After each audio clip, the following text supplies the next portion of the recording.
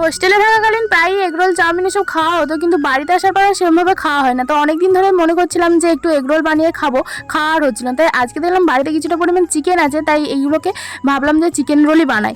তো দেখো এখানে চিকেনটাকে আমি ছোটো ছোটো পিস করে ভেজে নিচ্ছি। কিছুটা পরিমাণ আদা রসুনের পেস্ট আর গুঁড়ো মশলা দিয়েছি, নুন, হলুদ গুঁড়ো, লঙ্কার গুঁড়ো, জিরে গুঁড়ো দিয়ে ভালো করে ভেজে এটাকে তুলে রাখছি। আর ময়দাটা আমি আগে থেকেই করে রেখেছিলাম আর কি। তো সেটাকে ভালো করে লেচি কেটে বেলে এখানে পরোটার মতন করে নিচ্ছি, তারপর তেল দিয়ে ভেজে নিচ্ছি।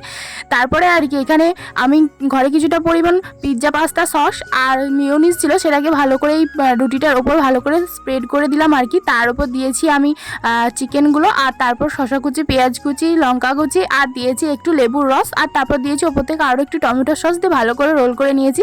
আর বাবা মার জন্য বানিয়েছিলাম এগ রোল, যেহেতু ওরা চিকেন খাবে না বললো, তাই জন্য আমি আমার জন্যই চিকেন রোলটা বানিয়েছিলাম।